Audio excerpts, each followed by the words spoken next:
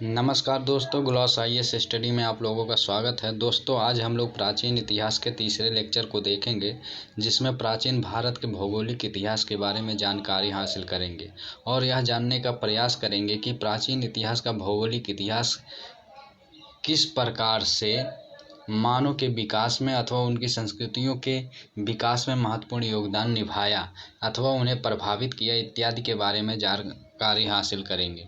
चलिए दोस्तों, लेक्चर को स्टार्ट करते हैं। लेक्चर को स्टार्ट करने से पहले आपसे रिक्वेस्ट है, यदि आप हमारे चैनल पर नए हैं तो चैनल को सब्सक्राइब करें तथा बेल आइकन प्रेस करना ना भूलें, ताकि सबसे पहले नोटिफिकेशन आपके पास पहुंचे और आप इसका लाभ उठा सकें और सामान्य जानकारी भी हासिल कर सकें।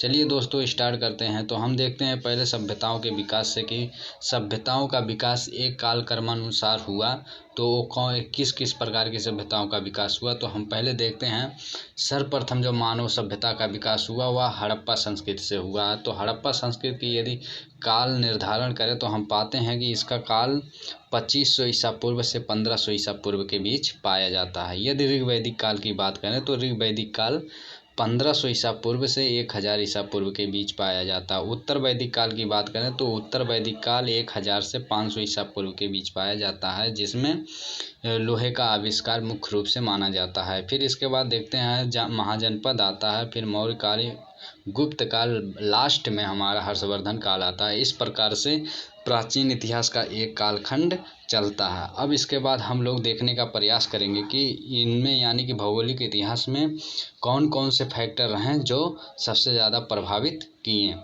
भौगोलिक इतिहास में। तो यहाँ पर नंबर 1 है जलवायु।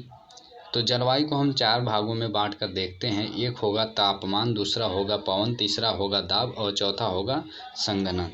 तापमान, पवन, दाब और संघनन।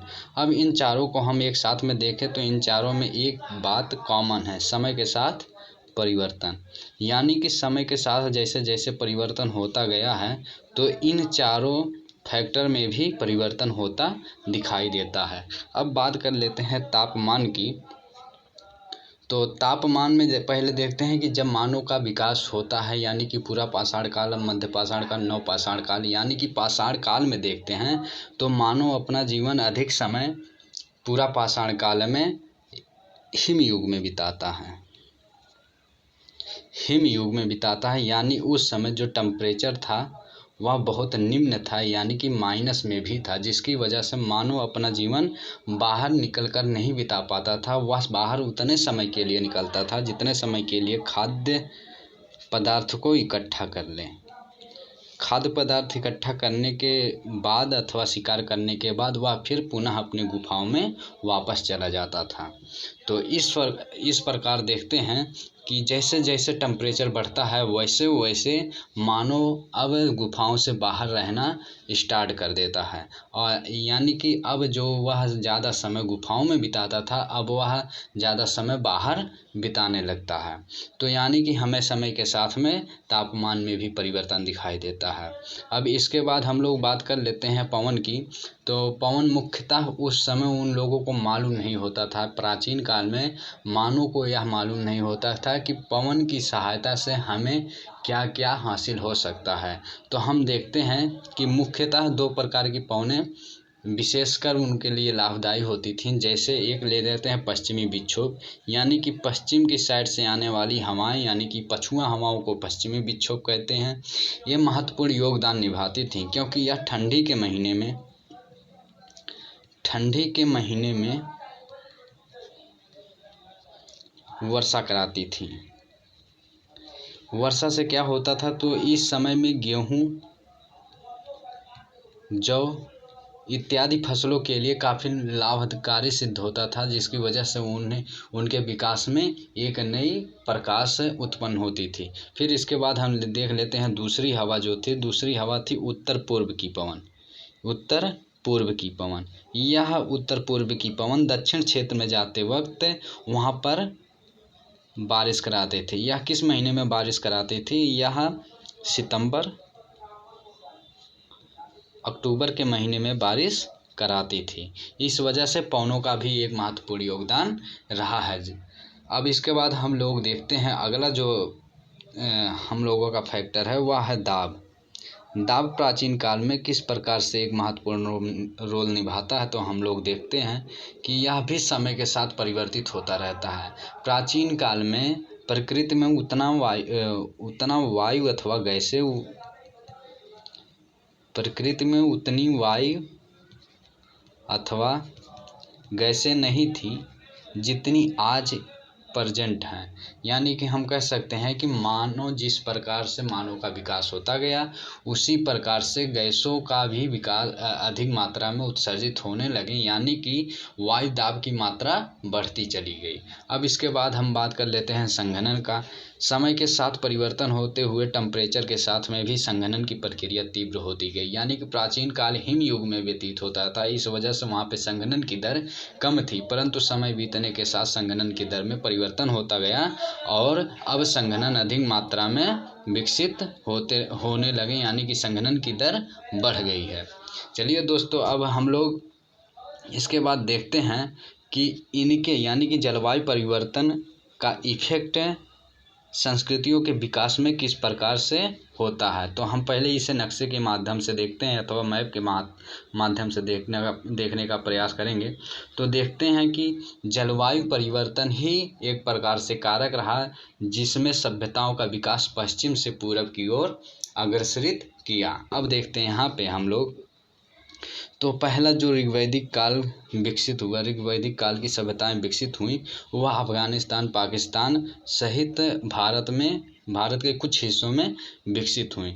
अब यहाँ पे सबसे पश्चिम में साइड में ऐसा होता था कि यहाँ पे बारिश की जो मात्रा होती थी वो 25 सेंटीमीटर की होती थी, जिसकी वजह से कम वर्षा होने की वजह से यहाँ पे पेड़ पौधे अथवा जंगल घने नहीं थे। जब घने नहीं होते थे तो वहाँ पर रहने के लिए अनुकूल वातावरण तैयार होता था। इस वजह से जो पहला हड़प्पा संस्कृति का विकास हुआ वह पाकिस्तान और भारत सहित अफगानिस्तान वाले क्षेत्र में हुआ। हड़प्पा संस्कृति इसका नाम क्यों पड़ा, क्योंकि हड़प्पा एक स्थान था, उसी के नाम पर हड़प्पा संस्कृति का नाम पड़ा। अब इसके बाद देख लेते हैं जब ऋग्वैदिक काल का विकास होता है। ऋग्वैदिक काल का विकास भारत के सीमा प्रांत में होता है, भारत के सीमा प्रांत में होता है। यह क्यों होता है, तो इसको समझने का प्रयास करते हैं कि अब धीरे धीरे पर्यावरण में परिवर्तन होता जाता है, यानी कि टेम्परेचर में वृद्धि होती जाती है, जिसके फलस्वरूप वर्षा में भी अब कमी देखने को मिलती है। अब मानव अपने हथियारों के माध्यम से पेड़ पौधों की कटाई कर सकता था। बड़े बड़े पेड़ पौधों की कटाई तो नहीं कर सकता था, लेकिन कुछ छोटे पेड़ पौधों की कटाई कर सकता था। इस वजह से मानव अब धीरे धीरे पूरब की तरफ बढ़ना शुरू किया, यानी कि अब यह सीमा प्रांत, भारत के सीमा प्रांत में प्रवेश कर चुका था। इसी प्रकार से हम देखते हैं कि मौर्य काल आते आते लोहे की खोज हो चुकी थी। लोहे की खोज होने की वजह से अब पेड़ पौधों की कटाई करना सुलभ हो गया था, यानी कि आसान हो गया था, जिसकी वजह से इन्होंने पेड़ की कटाई करते हुए अपना विकास पश्चिम से पूर्व के साइड में किया, यानी कि अब यह हिंद महासागर वाले क्षेत्र में यानी कि बंगाल की खाड़ी तक अपना विकास कर लिया था। एक प्रकार से कह सकते हैं जलवायु परिवर्तन मानव के विकास में एक महत्वपूर्ण योगदान निभाया, यानी कि जो विकास सभ्यता पश्चिम से शुरू हुई थी वह पूरब साइड में बढ़ते हुए बंगाल की खाड़ी तक पहुंच गई थी। चलिए दोस्तों, आगे अब हम लोग देखते हैं अगला हम लोगों का जो पार्ट है वह है खनिज। खनिज की बात कर लेते हैं। तो खनिज में मुख्य रूप से कौन कौन से तत्व प्राप्त होते थे अथवा धातुएं प्राप्त होती थी, इसमें हम 4 धातुओं की बात करेंगे। तो इसमें एक है पहला तांबा, दूसरा है लोहा, तीसरा है सोना, चौथा है टीन। अब तांबे की बात कर ले तो तांबा प्रायः राजस्थान में प्राप्त होता था, राजस्थान के खेतरी में प्राप्त होता था। अब इसके बाद देखते हैं बलूचिस्तान में दूसरा, फिर ईरान, अफगानिस्तान इत्यादि क्षेत्रों में तांबा प्राप्त होता था। इसी वजह से हम लोग देखते हैं भारत में जो तांबे की पहली वस्तु तैयार की गई थी वह कुल्हाड़ी के रूप में तैयार की गई थी। अब इसके बाद हम लोग देखते हैं लोहा का सबसे ज़्यादा कहाँ पे प्रयोग होता था। तो लोहे की बात करें तो यह छोटा नागपुर आंध्र प्रदेश के करीमपुर में, और मध्य प्रदेश में पाया जाता था। यानी कि 3 क्षेत्रों में सबसे अधिक लोहा पाया जाता था। अगर मुख्य रूप से बात करें तो छोटा नागपुर का क्षेत्र था जहाँ पर सबसे अधिक मात्रा में लोहे प्राप्त होते थे। लोहा सबसे ज़्यादा कहाँ? झारखंड के छोटा नागपुर वाले क्षेत्र में प्राप्त होता था। इसी वजह से हम कह सकते हैं कि मगध जो साम्राज्य था यानी कि अशोक के समय काल में अपने चरमोत्कर्ष पर पहुंचा था। यानी कि उसके पास लोहे थे जिसकी वजह से वह अच्छे अच्छे प्रकार के शिकार के साथ साथ में हथियार का भी निर्माण करता था, जिसकी वजह से वह दूसरे राज्यों पर आक्रमण करके उस पर विजयी घोषित कर लेता था अपने आप को। तो इस वजह से लोहा एक महत्वपूर्ण फैक्टर बन जाता है मानव के विकास में पूरब से और पश्चिम से पूरब की तरफ आने के लिए। तो इसके बाद हम लोग अगला लेते हैं। अगला भाग हम लोगों का सोना।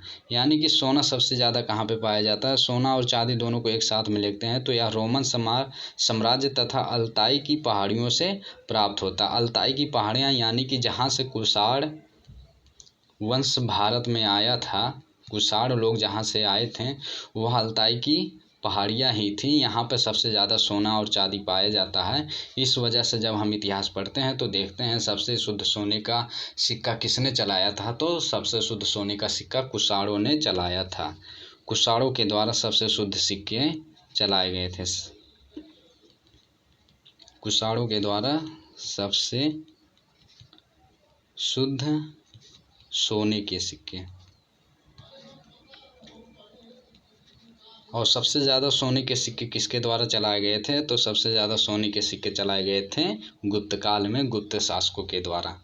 अब इसके बाद हम लोग बात कर लेते हैं टिन की। तो टिन प्रायः कहाँ पे प्राप्त होता है? तो अफगानिस्तान, ईरान, दक्षिण पूर्व एशिया इत्यादि क्षेत्रों में टिन की अधिकता थी। यानी कि भारत में टिन की मात्रा सबसे कम थी। इस वजह से हम देखते हैं कि मानव जब अपना हथियार बनाता था तो वह तांबे के रूप में बनाता था। टिन अथवा कांसे का आविष्कार नहीं हो पाता था। भारत में कांसे की वस्तुएं बहुत कम मिली हैं। उसका एक ही रीज़न था कि भारत में टिन की अनुपयुक्तता यानी कि भारत में टिन की मात्रा बहुत कम थी, तो इस वजह से बहुत कम मात्रा में ही कांसे का निर्माण हो पाया है।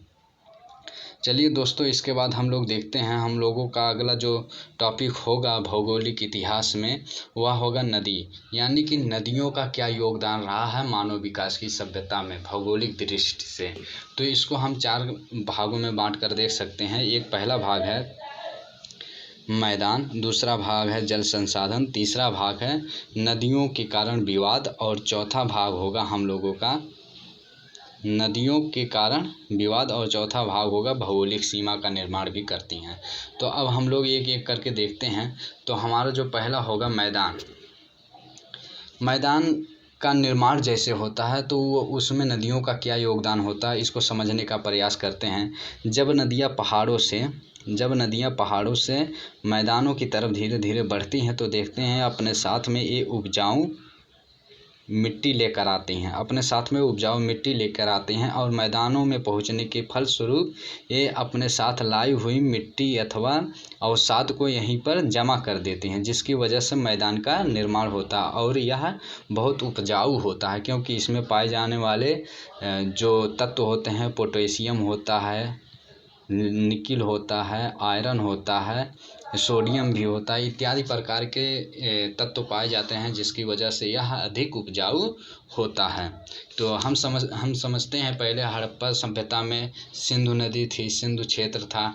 फिर आते हैं ऋग्वैदिक काल में सप्त सिंधु क्षेत्र में परिवर्तित हो जाता है। उत्तर वैदिक काल में आते हैं अथवा मौर्य काल तक आते आते गंगा क्षेत्र का भी विकास पूरी तरह से मैदानों के रूप में हो जाता है जहाँ पर अनेक प्रकार की फसलें उगाई जाती हैं। और यही कारण है कि पूर्वी भारत में अधिक मात्रा में नमी होने की वजह से वहाँ पर पाए जाने वाले लोहे मतलब पूरी तरह से क्षरित हो गए थे, यानी कि उसमें मूर्छे लग गए थे और वह उसके ज़्यादा साक्ष्य पूर्वी भारत में लोहे के नहीं मिले हैं जितना पश्चिमी भारत में मिला है। चलिए दोस्तों, इसके बाद हम लोग बात कर लेते हैं अगले पार्ट पर। तो हमारा अगला पार्ट है जल संसाधन माध्यम। यानी कि जल संसाधन माध्यम में हम देखते हैं नदियां ही एक प्रकार से थी जो जल उपलब्ध कराती थी। यानी कि मानव के मानव जीवन के लिए जल का मुख्य स्रोत नदियाँ ही होती थीं। मुख्य स्रोत के रूप में नदियाँ ही उपलब्ध होती थीं, लेकिन मौर्य काल में हम देखते हैं अनेक प्रकार के कुओं का निर्माण हो जाता है। मौर्य काल आते आते कुओं का निर्माण हो जाता है, जिससे स्पष्ट हो जाता है कि अब मानव जो है केवल नदियों तक ही नहीं सीमित होता है। मानव केवल नदियों तक ही नहीं सीमित होता है, अपितु वह नदी से दूर एक दूसरे गांव का निर्माण भी कर सकता है और वहां पर कुएं का निर्माण करके जल की उपलब्धता को प्राप्त कर सकता है। इस वजह से देखते हैं कि मौर्य काल में अब गांव नदियों के किनारे से भी अधिक दूरी पर होने लगे थे, जहां पर कुएं का प्रबंधन किया जाता था। इस प्रकार से देखते हैं जल संसाधन के क्षेत्र में एक महत्वपूर्ण खोज हुई। अब इसके बाद हम देखते हैं नदियों के कारण विवाद। नदियों के कारण विवाद क्या क्या उठते थे उसे भी देखने का प्रयास करेंगे कि नदियों को ही मुख्य रूप से जल का स्रोत माना जाता था और इस पर अधिकार जमाने के लिए विभिन्न प्रकार के राजा इस पर अपना अधिकार जमाते थे और अपना क्षेत्र विस्तार करते थे, ताकि वहाँ के लोगों को अच्छे प्रकार से जल की उपलब्धता सुनिश्चित हो सके। इसके क्षेत्र में हम देखते हैं विवाद का कारण जो होता है एक तुंगभद्रा नदी को लेकर है। तुंगभद्रा नदी को लेकर है, जिसमें पल्लव वंश और चालुक्य वंश के बीच हमेशा प्रतिद्वंदी एक दूसरे के होते थे, हमेशा प्रतिद्वंद ही चलता रहता था। तो इस प्रकार से हम कह सकते हैं कि नदियाँ विवाद का कारण भी होती थी, न केवल ये सहायक होती, मानव जीवन के विकास में सहायक भूमिका निभाती थी, अपितु विवाद का कारण भी होती थी। अब इसके बाद हम लोग अगला जो भाग देखेंगे नदियों से संबंधित, वह है भौगोलिक सीमा। ये नदियाँ भौगोलिक सीमा किस प्रकार से निर्धारित करती हैं, तो हम देखते हैं कि एक नदी के दोनों तरफ के भाग को वह डिवाइड कर देती है और राजा जो होते हैं इस क्षेत्र से दूसरे क्षेत्र में प्रवेश नहीं कर पाते हैं, क्योंकि नदियाँ बड़ी होती थी और उन्हें पार करके दूसरे राज्य पर अधिकार करना काफ़ी कठिन होता था। तो इस प्रकार से देखते हैं यह सीमा निर्धारण भी करती थी। तो अब पहला देखते हैं कलिंग का सीमा निर्धारण कौन करता था, तो उत्तर की तरफ बात करें, उत्तर की तरफ महानदी थी और दक्षिण की तरफ गोदावरी नदी। वो महानदी और गोदावरी के बीच में जो प्रांत होता था वहाँ पे कलिंग शासक के द्वारा शासन किया जाता था, उसका नाम कलिंग प्रांत रख दिया गया। तो इसके बाद हम लोग देखते हैं अगला जो है हम लोगों का चालुक्य है। तो चालुक्य कहाँ पे शासन करते थे, वह गोदावरी और कृष्णा नदी के बीच में शासन करते थे। इसी के बाद हम लोग पल्लव वंश को भी देखते हैं। पल्लव वंश में देखते हैं ये कृष्णा और कावेरी नदी के बीच में शासन करते हैं। यदि इसे हम लोग मैप की सहायता से देखने का प्रयास करें तो हम मैप में चलते हैं, देखते हैं इनका विकास किस क्रम में हुआ।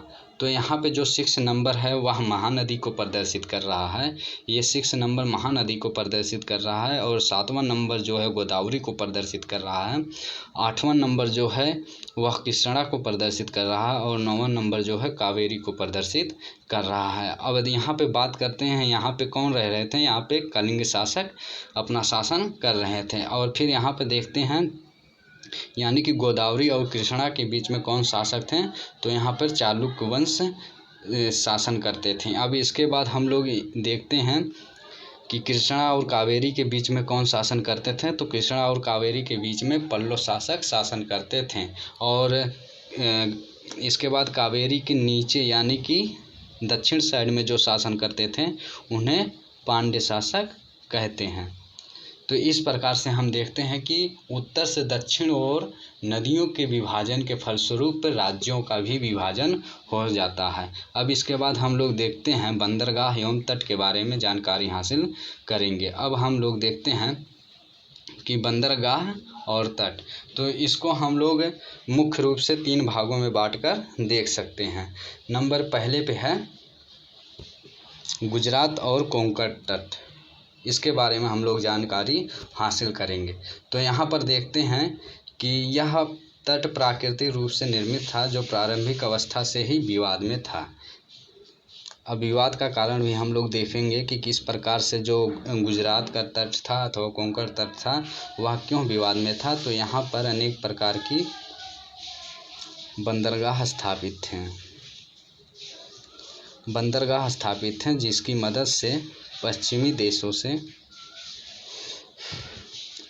देशों से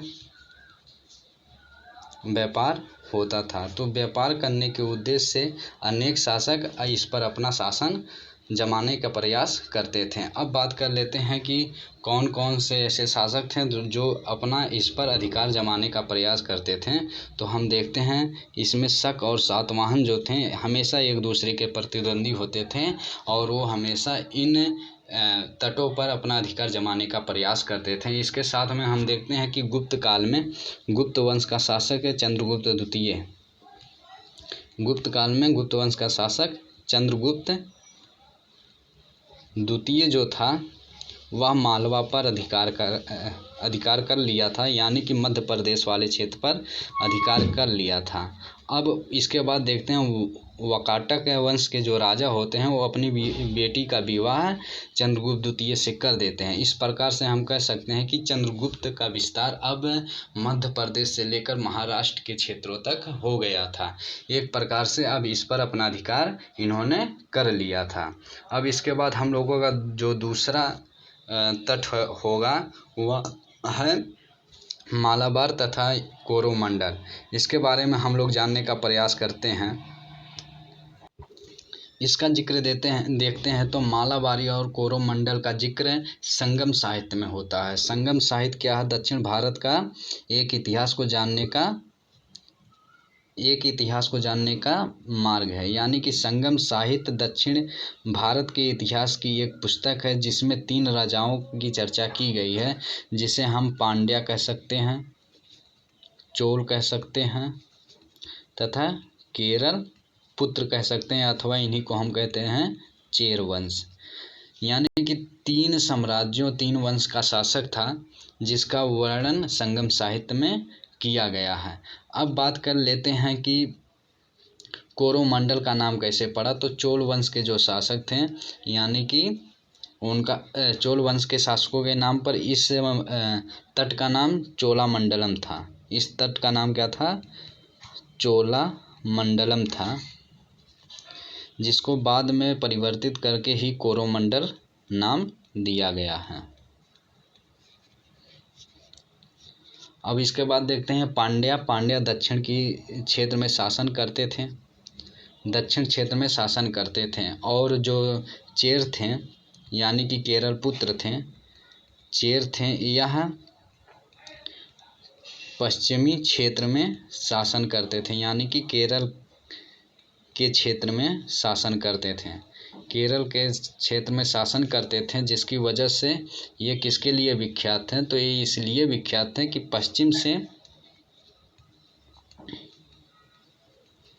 पश्चिमी देशों से व्यापार करते थे, यानी कि रोमन साम्राज्य से ये व्यापार करने के लिए प्रसिद्ध थे। इस वजह से ये उस समय एक शक्तिशाली साम्राज्य के रूप में स्थापित हुए। अब बात करते हैं रोमन साम्राज्य के व्यापारियों द्वारा। तो इनके द्वारा ऑगस्टस तथा ट्रोजन की मूर्तियां बनवाई गई थी और व्यापार में सोने के सिक्के का प्रयोग किया जाता था। यानी कि जो पश्चिम से व्यापार होता था तो वो व्यापार में सोने के सिक्कों को देकर यहाँ से अनेक प्रकार की जो वस्तुएं थी यहाँ से ले जाते थे। यानी कि व्यापार जो होता था विनिमय के आधार पर सिक्के का प्रयोग किया जाता था। इसके बाद देखते हैं संगम साहित्य का उल्लेख कहाँ पे मिलता है। तो संगम साहित्य का उल्लेख हमें अशोक के अभिलेख से मिलता है, जिसे कर्नाटक अभिलेख के नाम से भी जाना जाता है। यह मौर्य काल के समकालीन था। और फिर हम बात कर लेते हैं मेगास्थनीज की। तो मेगास्थनीज की जो पुस्तक है इंडिका, उन्होंने इंडिका में इसका चर्चा किया है। यानी कि किस वंश का चर्चा किया है? तो मौर्य वंश की चर्चा किया है। और उसमें बताया गया है कि मौर्य वंश न केवल उत्तर भारत में अपितु वह दक्षिण भारत में भी उतना ही मजबूती के साथ खड़ा था जितनी मजबूती के साथ वह उत्तर भारत में शासन करता था। अब इसके बाद हम लोग देखते हैं कि दक्षिण भारत में मंदिर निर्माण कला शैली का विकास हुआ, जिसे हम द्रविड़ शैली के नाम से जानते हैं। यानी कि द्रविड़ शैली मंदिर निर्माण शैली है जो दक्षिण भारत में प्रचलित थी। और यह किस राजाओं के द्वारा प्रचलित किया गया था? तो यह पल्लव वंश के शासकों द्वारा प्रचलित किया गया था। अब इसके बाद हम बात कर लेते हैं चोल वंश की। तो चोल वंश तंजौर कांचीपुरम में 9वीं से 12वीं शताब्दी के बीच शासन करते थे। यानी कि कांची पूर्वी तट पर 9वीं से 12वीं शताब्दी के बीच शासन करते थे, जिनकी नौसैनिक शक्ति, यानी कि इनकी नौसैनिक शक्ति जो थी काफ़ी मजबूत थी। नौसैनिक शक्ति मजबूत होने की वजह से इनका विस्तार दक्षिण पूर्व एशिया में भी था। दक्षिण पूर्व एशिया में भी था। दक्षिण पूर्व एशिया में क्या क्या? इंडोनेशिया, मलेशिया, थाईलैंड इत्यादि देश आ जाएंगे। तो यहाँ तक इनका विकास था। और इसी के कारण हम देखते हैं कि जो शैलेंद्र वंश स्थापित हुआ वह इन्हीं के माध्यम से ही स्थापित हुआ था। यहाँ से इनका व्यापार होता था। और इसके साथ साथ में हम लोग देखते हैं कि धर्म प्रचार भी होता है। बौद्ध धर्म तथा हिंदू धर्म का विकास भारत से दक्षिण पूर्व एशिया की तरफ अग्रसरित होता है। अब इसके बाद हम बात कर लेते हैं अगले तट की। तो इसमें हम लोग देखते हैं बंगाल तट। बंगाल तट कहाँ पे है? तो बंगाल के आसपास के का जो तट है उसको हम उड़ीसा के तट से लेकर हम बंगाल तक के तट को हम बंगाल तट कहते हैं, जिसमें बांग्लादेश भी सम्मिलित है। तो यहाँ पर देखते हैं 8वीं से 10वीं शताब्दी तक पाल वंश के शासकों द्वारा यहाँ पर सत्ता स्थापित की गई थी। और इनका संबंध शैलेंद्र वंश के साथ काफ़ी मधुर था।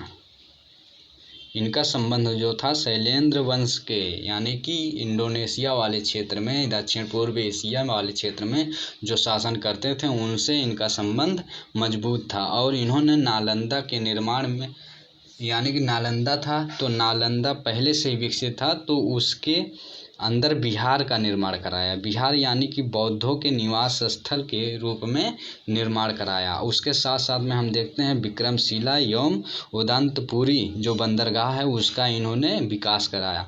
तो पाल वंश के शासकों में धर्मपाल सबसे प्रतापी शासक था, जिसने विक्रमशिला एवं उदंतपुरी बंदरगाह की स्थापना की थी। अब इसके बाद हम लोग बात करते हैं पर्वत एवं दर्रे की। तो पर्वत एवं दर्रे की बात करते हैं तो सबसे मुख्य बात इसमें उठकर यह आती है कि पामीर की गांठ की। पामीर की गांठ कहाँ है? तो पामीर की गांठ ईरान के आसपास के क्षेत्रों में है। इराक के आसपास के क्षेत्रों में, ईरान अथवा इराक के आसपास के क्षेत्रों में है, जहाँ से 4 प्रकार की पहाड़ियाँ निकलती हैं। एक हिंदुकुश हुआ, एक तियानसान हुआ, एक कुल्लू और सुलेमान। इन चारों का मिलन बिंदु ही क्या है? पामीर का पठार है अथवा पामीर का घाट है। यह विश्व के छत के नाम से भी जाना जाता है। अब यहाँ से हम देखते हैं कि 3 प्रकार की दर्रे निकलते हैं, जिसकी सहायता से, यानी कि मध्य एशिया से जो आक्रमण अधिकतर हुए इन्हीं दर्रों के माध्यम से हुए। उन दर्रों में हैं खैबर, गोलन और बोलन दर्रा। इन तीनों दर्रों के माध्यम से ही मध्य एशिया से आने वाले आक्रमणकारी आते थे। इसमें हम देखते हैं इन्हीं दर्रों की मदद से सिकंदर भी भारत में प्रवेश किया था। अब बात कर लेते हैं हिमालय की। तो हिमालय भारत का एक भौगोलिक सीमा कहा जाता है। यानी कि भौगोलिक सीमा की बात करें तो भारत का जो भौगोलिक सीमा है वह हिमालय के ईस्ट का माना जाता है। और इसके बाद हम लोग देखते हैं और इसे प्रहरी के रूप में शामिल किया जाता है। यदि विंध्य पहाड़ी की बात करें तो विंध्य पहाड़ी उत्तर भारत तथा दक्षिण भारत को भौगोलिक रूप से 2 भागों में डिवाइड करता है। इनकी ऊंचाई की बात करें तो इनकी ऊंचाई कम है, यानी कि जो विंध्य पर्वत की ऊंचाई है वह बहुत कम है, जिसकी वजह से दक्षिण भारत का जो सांस्कृतिक आदान प्रदान उत्तरी भारत के साथ विशेष रूप से होता था। तो इसको एक नाम हम देते हैं तमिज़कम, जिसे कहते हैं तमिज़कम। तो यहाँ पर एक प्रश्न उठता है तमिज़कम शब्द किससे संबंधित है? तो उत्तरी भारत का दक्षिणी भारत के बीच के सांस्कृतिक आदान प्रदान को हम क्या कहते हैं? तमिज़कम शब्द कहते हैं। इसका वर्णन संगम साहित्य में किया गया है, जिसकी सहायता से हिंदू धर्म दक्षिण भारत की तरफ अग्रसरित हुआ। तो आज हम लोगों का भौगोलिक इतिहास यहीं पर समाप्त हो